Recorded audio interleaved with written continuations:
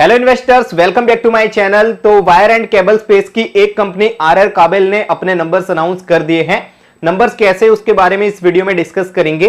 कल के दिन इनके कॉन कॉल्स भी हुए थे, वो मैं अटेंड नहीं कर पाया था, लेकिन वो सुनने के बाद उसके अपडेट्स भी आपको आने वाले वीडियो में शेयर कर दूंगा। इस वीडियो में नंबर्स कैसे हैं और आने वाले टाइम में कैसी अपॉर्चुनिटी नजर आ रही है उसके बारे में बात करेंगे। अब वायर एंड केबल स्पेस के अंदर आपको पता है दोस्तों, बहुत अच्छे टैलेंट्स मौजूद है। आप अगर एज एन इन्वेस्टर्स देखोगे तो बहुत अच्छी अपॉर्चुनिटी हमको वायर एंड केबल स्पेस के अंदर नजर आती है। हर जगह डेटा सेंटर हो, एआई हो, ईवी हो, हर जगह केबल एंड वायर की जरूरत रहेगी हर एक सेगमेंट को। और उसके लिए हम लोगों को देखने को मिलते हैं कि केबल एंड वायर स्पेस के हर एक कंपनी के अंदर बहुत अच्छी ग्रोथ अपॉर्चुनिटी हमको नजर आ रही है।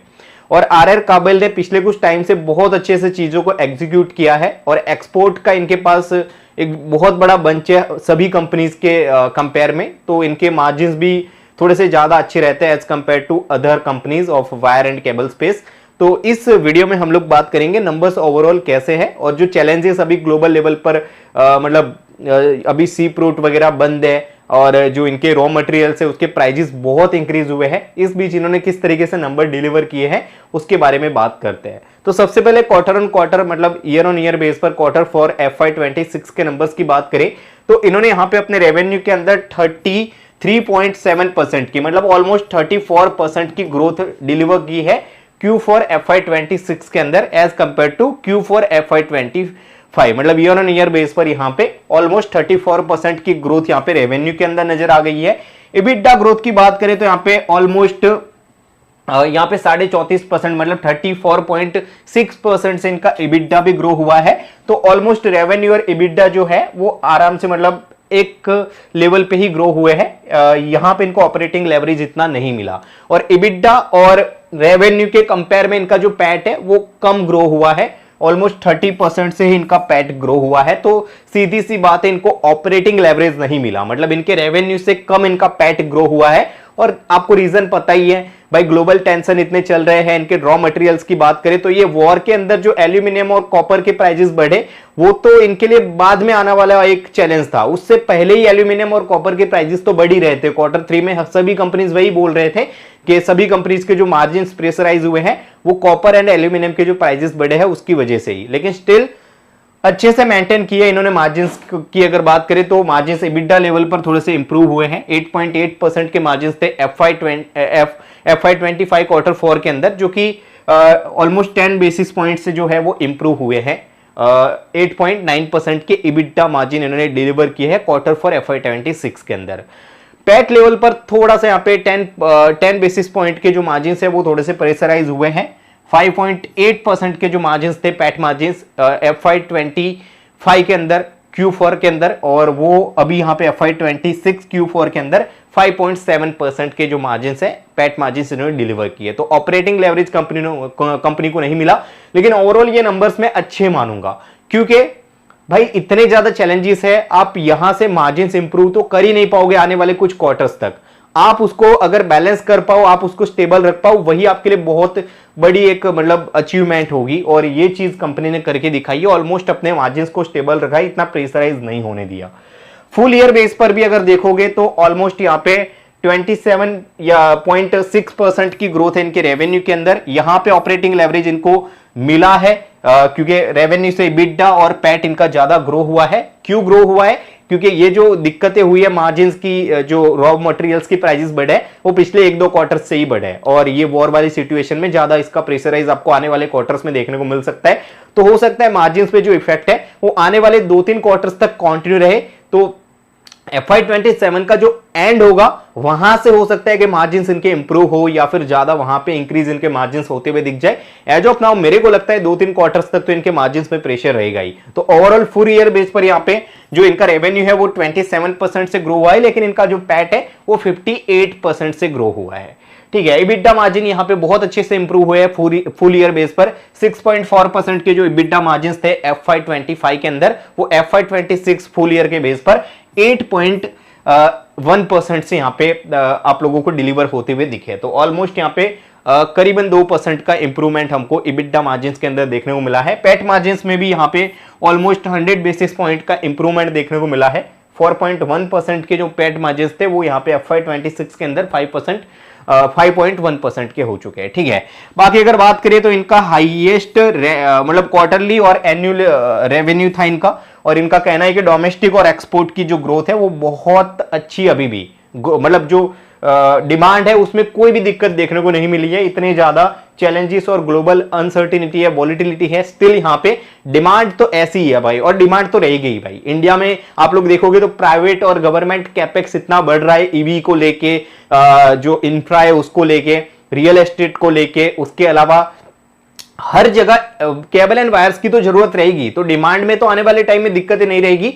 दिक्कत इस इंडस्ट्री को एक ही है भाई, क्योंकि रॉ मटेरियल्स के प्राइसेस कंटिन्यू बढ़ रहे हैं, पिछले 2-3 क्वार्टर से बढ़ रहे थे, और वापस से अभी ये वॉर आया तो यहाँ पे तो मतलब फिर भी मतलब चलो प्रेशराइज है यहाँ पे मार्जिन। तो ये इससे भी पहले जब रशिया यूक्रेन का दिक्कत हुआ तब भी ये सारे कंपनीज ने वो सिनेरियो फेस किया था, 2-3 क्वार्टर में फिर इंप्रूव होने लगे थे मार्जिन।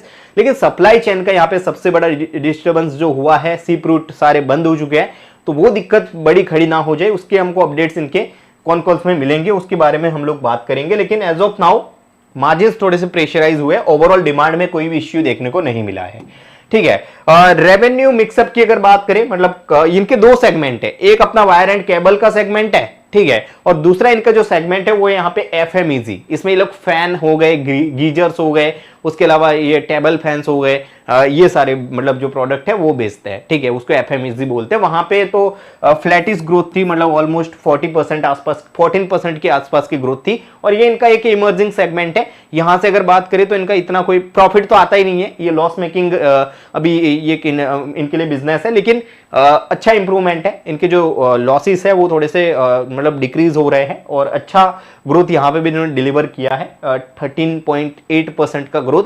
और जबकि यहाँ पे इनका जो ये सेगमेंट है वो मतलब इनके जो ये सेगमेंट है सबसे अच्छी ग्रोथ Q1 एंड Q2 के अंदर देखने को मिलती है, समर्स के अंदर। विंटर्स के अंदर इतनी अच्छी ग्रोथ नहीं होती है, स्टिल अच्छे से डिलीवर किया है। यहां से इनको लॉसेस भी डिक्रीज हुए हैं और प्रॉफिट भी इनका जो है वो स्टेबल रहा है, इतनी ज्यादा अनसर्टिनिटीज के बावजूद भी। ठीक है, केबल एंड वायर स्पेस जो इनका सबसे इंपॉर्टेंट बिजनेस है, क्योंकि 90% रेवेन्यू कंपनी का यहीं से आता है, और इस सेगमेंट के अंदर इन्होंने यहाँ पे 36% की ग्रोथ डिलीवर की है, जो कि बहुत अच्छी ग्रोथ है। ठीक है, बाकी अगर बात करें यहां से, तो यहां से भी कंपनी बोल रही है कि केबल एंड वायर स्पेस के अंदर बहुत अच्छी हेल्थी डिमांड है, इंस्टीट्यूशनल से भी अच्छी बाइंग और अच्छे ऑर्डर्स आ रहे हैं इनको। इंस्टीट्यूशंस जो खरीदते हैं इनके पास से, वहां पे अच्छे मार्जिन्स कंपनी को मिलते हैं। ठीक है, और बाकी यहाँ पे इंडस्ट्री का जो मोमेंटम है डिमांड को लेके वो काफी ज्यादा फेवरेबल है, कंपनी का कहना है। ठीक है, ये रेवेन्यू ब्रेकअप अगर देखें तो 90% रेवेन्यू इनका वायर एंड केबल सेगमेंट से ही आता है, 10% रेवेन्यू FMEG फैंस वगैरह बेच के आता है, और बाकी अगर बात करें यहाँ से तो वर्किंग कैपिटल इनका इस क्वार्टर के अंदर बहुत अच्छे से इंप्रूव हुआ है। इतनी अनसर्टिनिटीज के अंदर जहाँ पे रॉ मटेरियल के प्राइजेस बहुत ज्यादा दिक्कत वाले हैं, वहां पे इनके इंस्टीट्यूशंस और डिस्ट्रीब्यूटर्स को दिक्कतें फेस करने को मतलब करनी पड़ती है, स्टिल इन्होंने यहाँ पे वर्किंग कैपिटल इंप्रूव किया है, बहुत अच्छी बात है।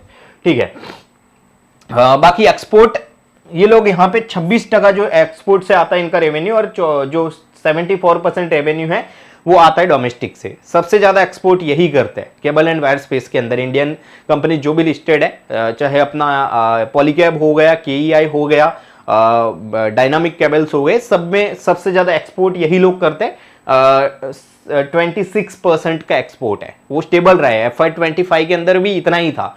तो रेवेन्यू मिक्सअप यहाँ पे अगर देखोगे तो स्टेबल रहे हैं एक्सपोर्ट और डोमेस्टिक, मतलब ग्लोबलाइज देखोगे आप लोग तो अच्छे से बिजनेस कंपनी डिलीवर करती है। और दिक्कतें देखने को मिल सकती थी इस कंपनी को, क्योंकि आप लोगों को पता है वॉर वाली सिचुएशन जो है वो थी, तो हो सकता था इनके रेवेन्यू में थोड़ी सी दिक्कतें देखने को मिले, लेकिन अभी तक देखने को नहीं मिली, क्योंकि 26% इनका रेवेन्यू जो है वो एक्सपोर्ट से आता है। लेकिन एक बात ये भी है कि जो वॉर वाली सिचुएशन है वो कंपनी ने FY26 का जो Q4 है उसमें 10-15 दिन ही चली थी। उसका जो रियल इफेक्ट है मेरे ख्याल से जो FY27 का Q1 है उसके रिजल्ट्स में हमको देखने को मिलेगा। लेकिन स्टिल कॉन कॉल्स में क्या कंपनी का कहना है उसके अपडेट्स में आने वाले टाइम में RR काबिल का और दूसरी कंपनी का कोई जोड़ के एक वीडियो बनाऊंगा, मतलब कॉन कॉल्स का, शायद जोमेटो का और RR काबिल का, दोनों को साथ में, या फिर कोई और वायर एंड केबल स्पेस का भी 5 तारीख को शायद पॉलीकैब का रिजल्ट्स है, तो उन दोनों के कॉन कॉल्स को जोड़ के हम लोग जो है एक और वीडियो बनाएंगे। और वायर एंड केबल स्पेस के अंदर आपको चाहिए कि अपॉर्चुनिटीज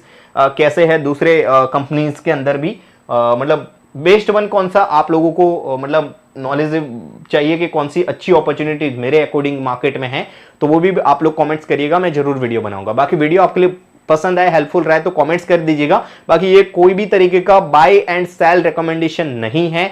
हाँ, वैल्यूएशंस की बात करें तो एज ऑफ नाउ कंपनी 35-36 के पी पे जो है वो मतलब ट्रेड कर रही है और अच्छी अपॉर्चुनिटी दिख रही है, लेकिन अभी हमको देखना पड़ेगा पॉलीकैब और केईआई इंडस्ट्री जो इस इंडस्ट्री के मतलब सबसे लीडर है वो कैसे नंबर्स डिलीवर करते हैं और उनमें कैसी अपॉर्चुनिटी हमको नजर आती है, वो चीजें देखने के बाद ही डिसीजन लेना चाहिए, मेरा कहना है आपको। बाकी कोई भी तरीका का बाय सेल रिकमेंडेशन नहीं है, ये सिर्फ नॉलेज पर्पज के लिए ही वीडियो है। अगर आपको कोई कंफ्यूजन है डिसीजन लेने को तो आप लोग कमेंट्स कर सकते हो, मैं हेल्प करूंगा। बाकी बाय सेल रिकमेंडेशन नहीं है, ठीक है। कमेंट्स के अंदर कोई कंफ्यूजन है तो पूछ सकते हो। वीडियो पसंद आए तो लाइक कर दीजिएगा, अपने दोस्तों में शेयर कर दीजिएगा। Thanks for the watching.